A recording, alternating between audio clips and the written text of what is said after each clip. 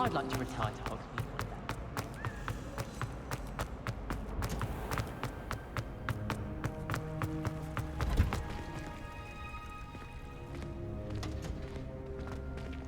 one day. Revelio.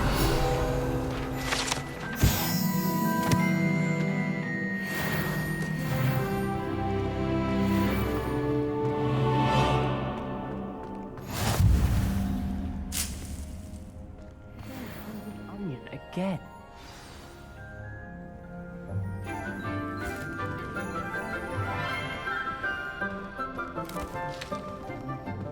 Good morning, Professor Garlic. How wonderful it is to see you again, Lenora dear. Oh, here. You'll need these for today's class.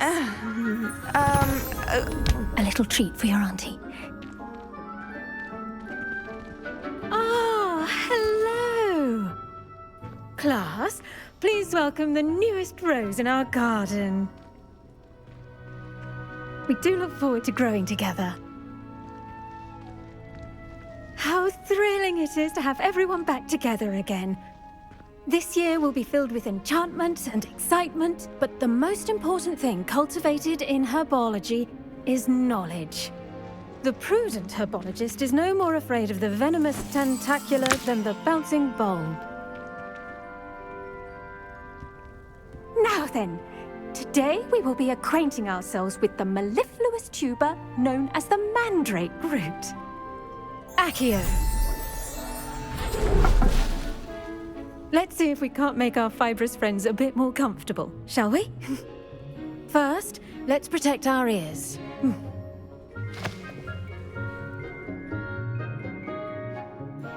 Now, everyone, grip their mandrake by the tendrils and give it a firm tug.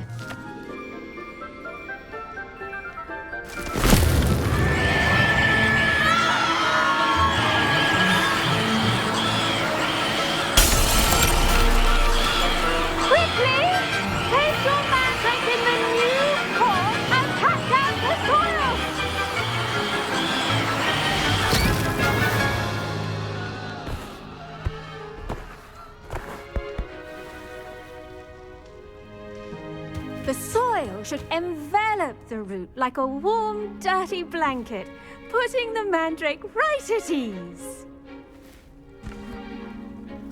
Reparo! I'm very sorry about that. Yours was a bit mature, I'm afraid. All right then, off you go. Splendid work, everyone. Now, for our next task, we'll be planting dittany at our potting tables. You can all get started. I need to have a... I wonder if hippogriffs like knotgrass. Yes, Professor? Firstly, well done with your mandrake. They can be rather difficult to get a grasp of. Actually, I enjoyed it. I couldn't help but catch your enthusiasm. How kind of you. It seems you're already taking to herbology like a mandrake to fresh soil. Now, as I mentioned, next we'll be planting dittany. Let us find you some seeds. I already have some, Professor. Picked them up in Hogsmeade. You visited the Magic Neep. Wonderful! A prepared student is bound to bloom. I've arranged for you to have your own potting table here in the classroom. Wasn't easy to spare one on such late notice. Plant the seeds there now, and you can return to harvest them later. Even with soil, sunlight, and a bit of magic, they will take time to grow. Let's see how to balance my star thistle arrangement. Niffler's fancy or roses? Dittany's restorative properties make it a vital ingredient in the Wiggenweld potion, as you all should know from Professor Sharp's class. Well done! Once it can be harvested, your dittany will be ready to use in Wiggenweld potion. I'll let Professor Sharp tell you about that. Now, what say we branch out? Introduce you to a different sort of flora, the Chinese chomping cabbage. You'll find that some plants are better suited to uses outside of a cauldron. The cabbages do get testy without something to chew. Fortunately, I have a dummy for them to gnaw on. Be a dear and let them have a good chomping. Yes, Professor. They're in the the other greenhouse. It's just at the end of the footbridge leading out of this room. Your classmate, Mr. Pruitt, has kindly offered to accompany you. Come back and see me when you're finished. Oh, and mind your fingers. They do bite.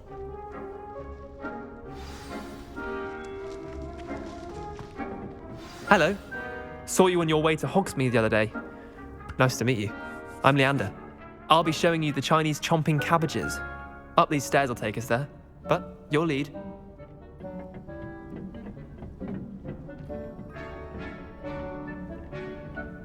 Nice work in Defense Against the Dark Arts, by the way. Excuse me? Your duel with Sebastian! And he's good. Thinks he's really good.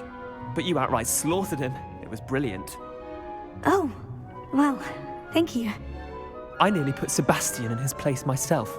I mean, I would have, if Hecate hadn't stopped me. Didn't she stop that dragon skull from crushing you? Typical Slytherin trick, dropping a dragon skull on someone during a fight. We Gryffindors fight with honor. You know that, of course. Here we are, home of the Chinese chomping cabbage. Go on, grab a few of those cabbages. Just mind your fingers. Now, see that dummy? Just toss the cabbages at it, and they'll do the rest.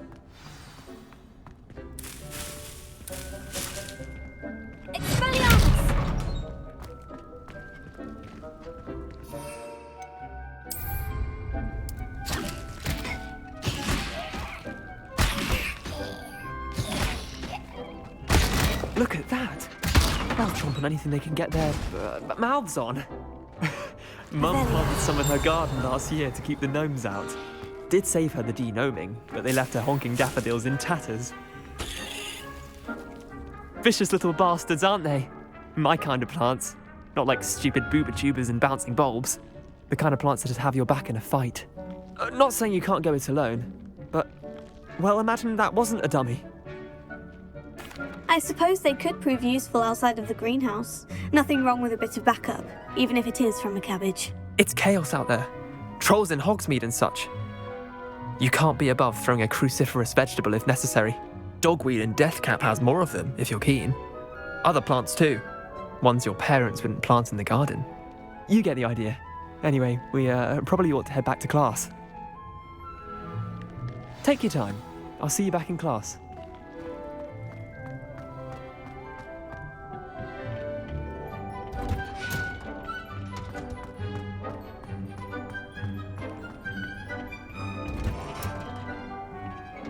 Helpful reminder as to why we should always wear our dragon hide gloves. I shall end our lesson here. Terribly sorry, Mr. I tended to the Chinese chomping cabbages, Professor. Remarkable plants, aren't they? I hope they weren't too much trouble. Oh, don't see any bite marks or missing digits. And good, as you do seem to be quite green-fingered. Oh, I'm eager to see your skill in the soil continue to blossom. Magical plants have so much to offer. I'm eager to learn more. I'm glad. Herbology is a bounteous subject. Tend to your garden, and it will tend to you. Well, I suppose that's everything. Do come by for a chat sometime. I so enjoy checking in with my new students.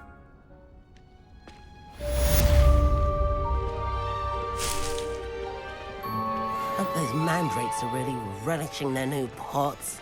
Only cost me my damned... I should think, Professor I do wonder about Professor Fig. He's hardly ever in his classroom. Most strange. The best time to plant a seed is last season. The second best time is now.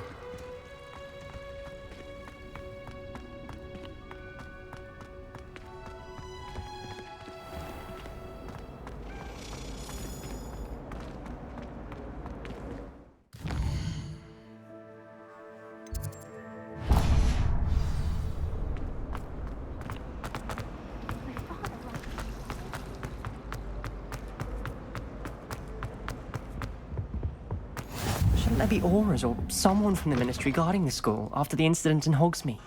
I saw an aura badge on Professor Sharp's desk. I bet he knows more than he's letting on about the Goblin Rebellion.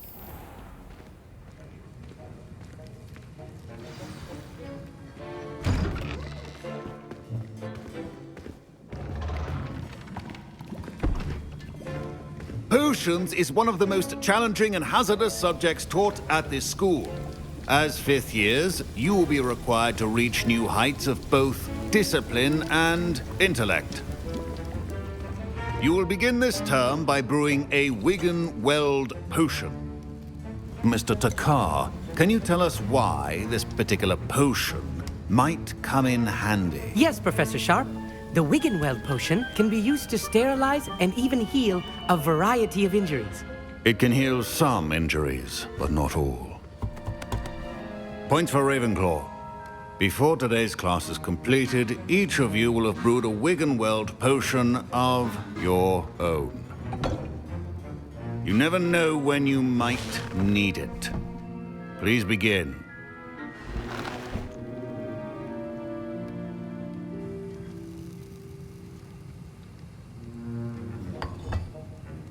Use a strong, even motion when crushing your ingredients. Please be meticulous when adding powder to your potions. One errant sneeze could be disastrous.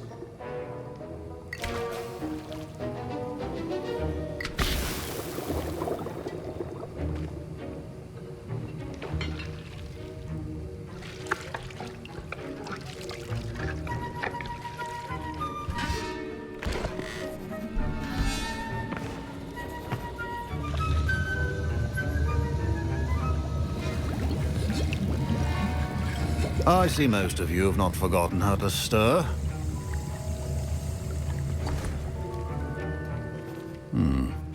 Not an easy potion to brew. Well done. And from what I hear of your recent exploits in Hogsmeade, you'd also do well to practice brewing the defensive Edurus potion. Professor Weasley had you acquire the recipe from J. Pippins, correct? Yes, sir. Good. For the moment, you can find the ingredients you need in my office. But in the future, you'll be expected to provide your own ingredients. Some can be harvested from the plants you grow in your herbology class, and rarer ones can be purchased. Others, however, may be harder to obtain, and will require you to be a bit more resourceful. Come and see me when you've finished brewing, and we'll see if it was skill or luck the first time round.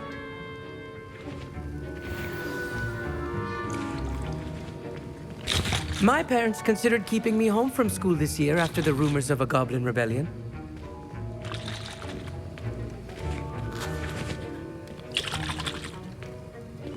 Professor Sharp must have learned a lot during his time as an Auror. I wish he talked about it more. I was impressed that you were able to answer Professor Sharp's question about the Wigan-Weld potion. Oh, you're the new student. I've heard much about you. Thank you. I'm Amit, by the way. Pleasure, truly. And I've never seen anyone brew such a flawless Wigan-Weld potion on their first try. Well done. I'm glad I was able to get it right the first time. You must simply have a knack for potion making. Some students seem so confounded by potion recipes, it's as if they're written in gobbledygook. A fascinating language, by the way. Neither here nor there, really, but I am a self-taught speaker. Merlin's beard, good conversation is the enemy of free time. I must return my book, Gateway to the Far Stars, before my next class. Speaking of stars, we'll be in astronomy together. You'll love it. Professor Shaw is firm, but quite clever. See you soon, no doubt. Did I hear Professor Sharp say that you have permission to go into his office? He did say that. He wants me to get more ingredients to brew another potion. Brilliant! You, my friend, have been presented with an extraordinary opportunity. You remember me, don't you? Gareth Weasley. Ah, yes. We met in the common room. Listen, anyone with a troll-sized brain can brew an Edurus potion. I'm working on something that's certain to be spectacular. I'm just missing one tiny last ingredient that will add that extra spark. I suspect that's where I come in. You're as clever as I'd hoped. I simply need a single Whooper feather. As you'll already be in Sharp's office with his permission, perhaps you could grab it for me. I'll get you the Whooper feather, as long as you're certain Sharp won't miss it. I assure you he won't. Whooper feathers aren't that valuable. Wait until you see what I'm brewing. Hurry back to me when you have the feather.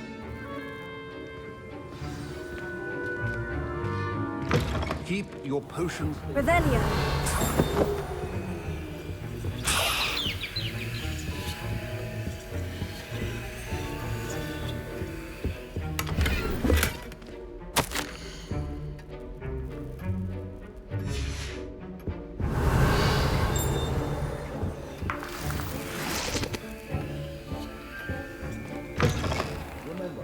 Precision is key when brewing potions. Here's the fupa feather you wanted. Brilliant! Thank you! This is going to take a moment to brew. You should get back to brewing your Edurus potion, and I'll tell you when this concoction's finished. Proficiency in potions are two things that cannot be rushed. Have patience and be thorough. And now we add the mallow sweet, and... That's odd. What's happening? Wait, it's not supposed to... Ah! Get it! Not again. Oh! No! Dragon's Dog! What happened? Well done, Gareth. What now, Mr. Weasley? Sorry, Professor. That'll be points from Gryffindor. Again. Mr. Weasley did not do this on his own. His accomplice will answer to me as well. I brewed an Edurus potion, as you asked, Professor. I'm surprised you had the time. You seemed rather busy helping Mr. Weasley brew chaos. I'm sorry, Professor. I was merely trying to help a friend. Taking responsibility for one's actions does go a long way with me.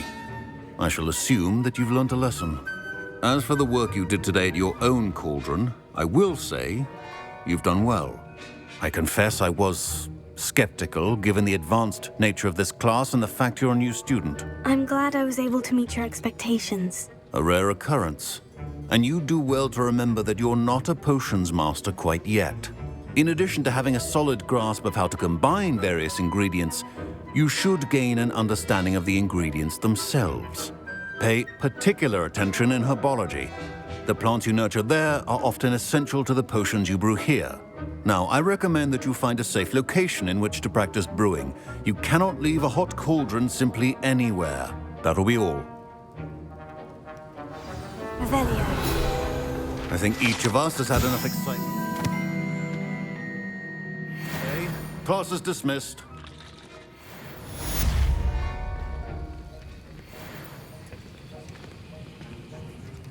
That was an interesting class. Thanks to you. Wasn't precisely what I had in mind, but it was still brilliant. I appreciate your help. I hope Sharp wasn't too disagreeable when you handed in your potion. Heard him talking about taking responsibility. Professor Sharp was annoyed, but we sorted it out. No harm. Cheers to that. He probably had a good chuckle after we left. Sharp may seem gruff, but I'd bet a few galleons he blew up a potion or two in his day. Best be off. Next time we talk, I promise, fewer explosions.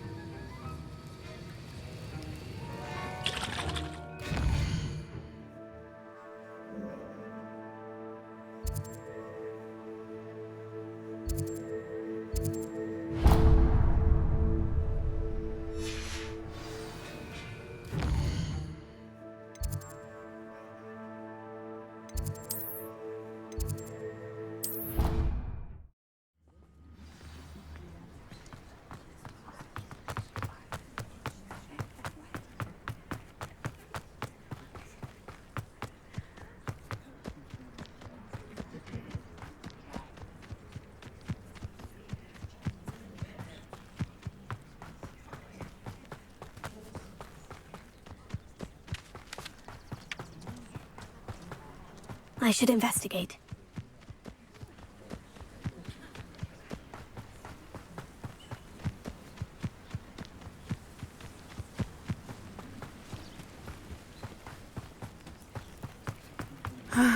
It is good to see you, my friend. Hello, Natty. How are you? I hope you've recovered from our rather eventful trip to Hogsmeade. I am well, but I have been worried about you, my friend. With Ranrock and Rookwood and Harlow after you? I'm all right at the moment. We did not speak about it at the time, but I am hoping now you might tell me why they were looking for you. They want something that Professor Fig and I found at Gringotts. When were you at Gringotts? Just before we came to Hogwarts. In fact, it's why I was late to the sorting ceremony. A portkey brought us there after the dragon attacked our carriage. What on earth? There's one more thing. It's a bit odd, if I'm honest. Professor Fig says I have a rare connection to a powerful form of ancient magic. Is that the magic you used fighting the trolls in Hogsmeade? I think so. I'm still learning, but I can see traces of it, and I've cast magic I can't otherwise explain. I know that's a lot to absorb. It is. And I will have more questions. For now, it is safe to say that Rookwood and Harlow are a threat to both of us, to all of us. Which is why I wanted to speak to you. I realized something that day in Hogsmeade. You displayed such courage fighting that troll, and Serona wasn't intimidated one bit by Rookwood and Harlow. Both of you have inspired me to take a stand of my own. What sort of stand? Men like Rookwood and Harlow are the reason my mother and I left Matibili land. I am not going to sit by and watch them destroy my new home. Good. Rookwood and Harlow are a dangerous pair, and the fact that they're working with Ranrock, well... All the more reason they must be stopped. Rumor has it that Theophilus Harlow runs Rookwood's day-to-day operations.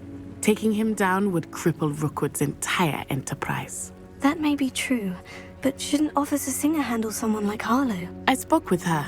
She was polite, but perhaps understandably would not discuss details with a student. I overheard some of Rookwood's lot talking about a massive poaching operation that Harlow is planning.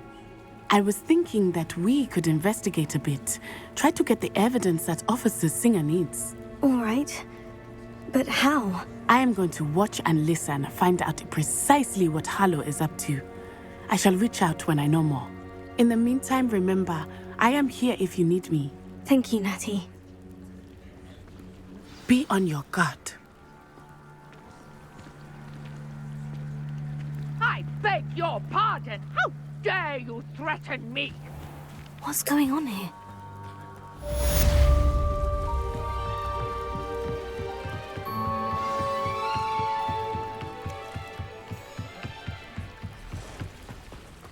They must have come this way! Think! I've no idea who it is you think I might have seen. I've been busy with my research. I do not have time to... Victor Rookwood don't give a doxy's nip back your time. Oi! Speak of the devil. Mr. Rookwood would like a word with you. A student? You can't be... Enough out of you. Leave her alone. Stupefy!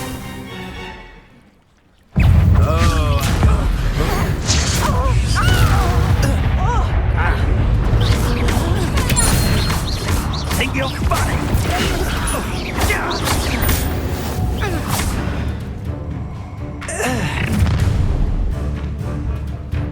I'll watch the light go out of your eyes. Get over! Hang on! We can hold them off! I'm not going anywhere. You'll take this if you get on the line, General!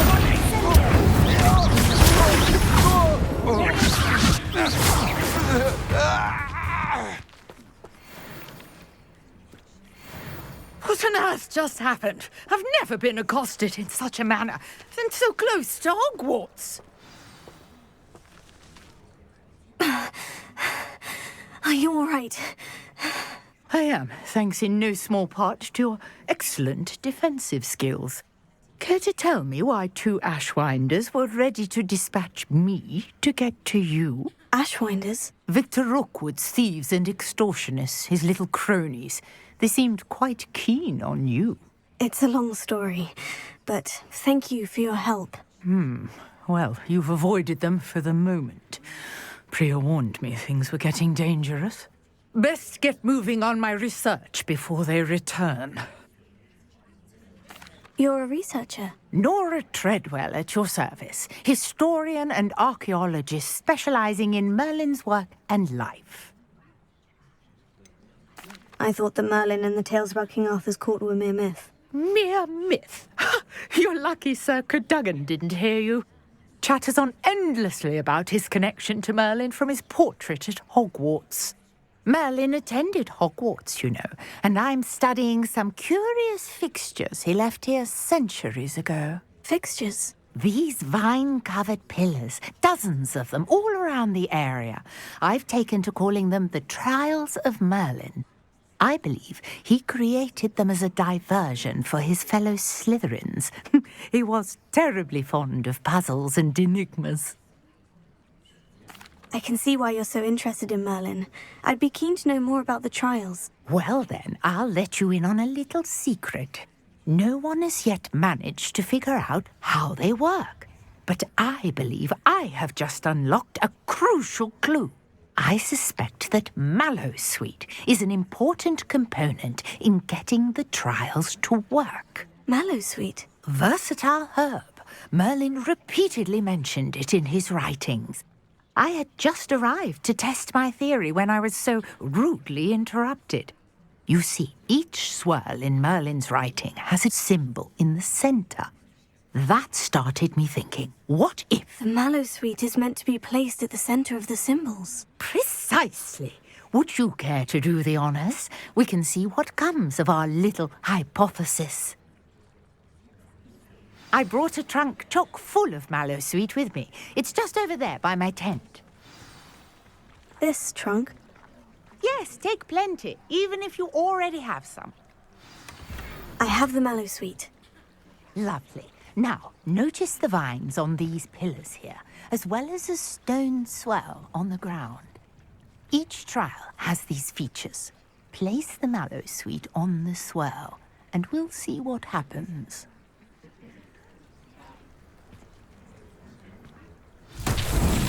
My word! Did you see that? The vines disappeared. What should I do now? This is uncharted territory. Incendio! Beard! The flames make the pyre sink.